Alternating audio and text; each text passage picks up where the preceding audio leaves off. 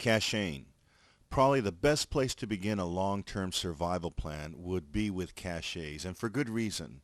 I say this because caching forces you to envision the most severe disaster scenario and determine the absolute essential items that will go into a hidden stash and then actually bury this stash for later use.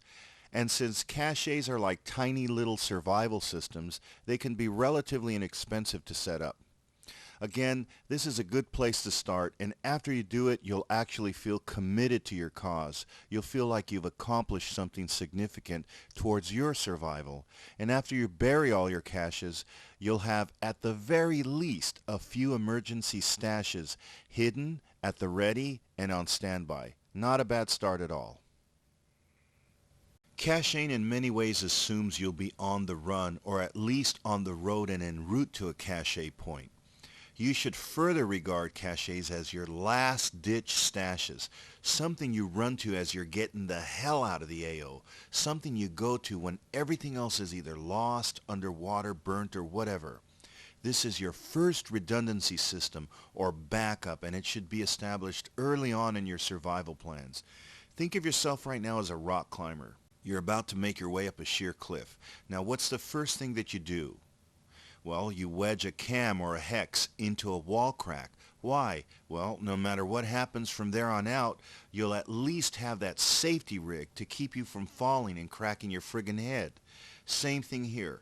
Caches should be your first safety rig, your first redundancy system, so that no matter what happens from here on out, you'll at least have that safety rig that'll keep you from falling into dire straits. Okay, let's first begin with how you plot a grid. I'll use my own setup as an example. However, your setup and mileage may vary. First, I established all likely escape routes from the city to the surrounding rural countryside. I obviously wanted to avoid any major highways or freeways as much as possible, so I stuck mostly with back roads. Assume that all major highways and freeways will be mired with traffic. Next, since I live by the water, I assumed I'd be getting out of my AO in either a northerly, easterly, or southerly direction. I then plotted cache points using plot points that intersected with key back roads.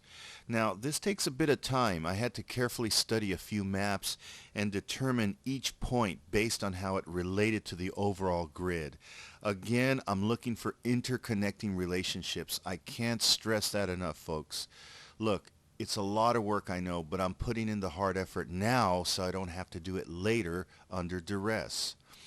I also automatically assume that I just may be using all three cardinal directions simultaneously.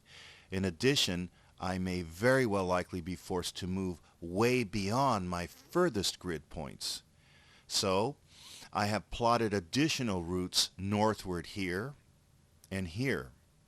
I also plotted further eastward and northeastward routes here and here and here, and further southward routes first here, here, and here. I also built in a major loop where, if need be, I can double back in a south to north direction or in a north to south direction. So whichever direction I may take, I'm always moving away from major urban areas. You'll want to stay away from crowds or police who can be enforcing martial law or potentially dangerous idiots. Now, each geocache, we're calling it that because they're being spread across various geographic locations. Each geocache must be documented in the most careful manner. Similar to gridding a minefield, each cache must not only have a precise grid coordinate, but also a very clear and detailed description of exactly how to get there, along with extremely clear descriptions of any prominent and recognizable terrain or building features. Now, as a rule of thumb, your description should be written so clearly that a third party can locate it with little or no problem. In fact, if you're working with a survival network and you happen to get injured, it very may well be that someone else could be called upon to retrieve your stash for you and your family's benefit. As you can see, I used Google satellite maps to get an aerial photo of the general area here. I then used this area over here to write a very detailed description on how to get there, the main terrain or building features, and so forth. Over here I marked the exact grid coordinates with my GPS radio. I then took a photo of where the stash was buried, noting the exact location down to the brick under which it was laid. I did all this with my wife, and it actually took a couple of weekends to bury all 9 caches. Hard work, let me tell you. However, she now holds a mental or memory-based record of where all the geocaches are. So just in case something happens to me, whether I die or I'm incapacitated, she can reasonably carry on and locate all 9 survival stashes for her own continued existence. What to put in a geocache? Well, keep it simple. Remember, it's your last-ditch stash, so don't make it elaborate. Stick to the basics. Start with an airtight ammo can. Secondly, get some mainstay emergency food bars.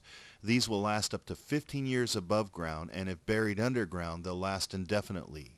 One slab will break into 9 smaller cakes, each cake containing all your carbs, minerals, vitamins, and plant protein for one entire meal. So one little cake is a whole meal. 9 cakes is a 3-day supply to keep your ass alive. Remember, 1 slab for you, 1 slab for your partner. Adjust accordingly to your own situation. In addition, get mainstay emergency water packets. Same thing. They'll last up to 15 years above ground, and if buried underground, indefinitely. Fit as many as will go into your ammo can. Next, spare ammo for all your survival firearms. Vacuum sealed, of course.